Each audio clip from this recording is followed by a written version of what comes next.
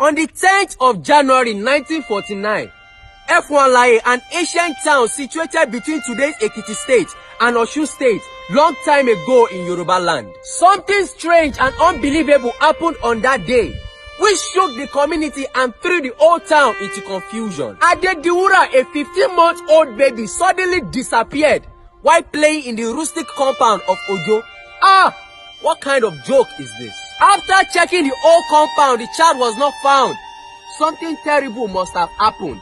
At that time, the mother was already at the edge of lunacy, burst into full scale of madness, throwing her body to the ground. Her hormones are already boiling. Maternal instinct and mother love kicked in. She ran out of the compound screaming, "My child has been kidnapped."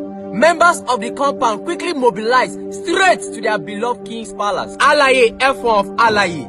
The whole palace is full of sadness, tragedy, glassy eyes and tears. The king told them to return home, that the issue will be looked into. After several hours, Kábíyèsí Ọba Samuel Adeniran Asusumasa Atewogboye II organized a search party for the missing child, but all was void.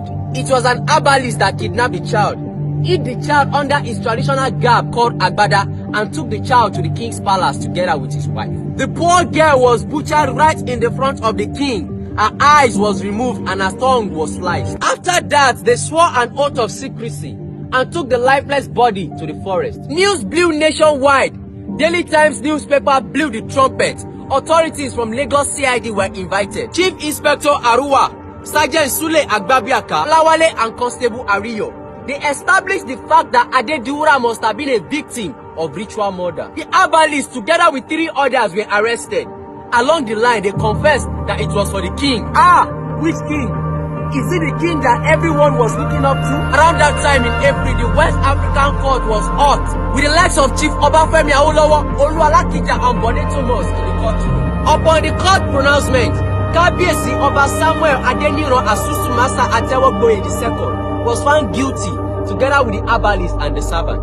They were hanged in 1949. Yes, the king was hanged. This is a lesson to all of you who think because of your superior positions, you can do and undo. May I remind you all that there is a superior who can do and undo you too. It will get to a stage that your powers and connections will not work for you. The king was hanged. Some source said the reason why the king did this was because he wants to live longer.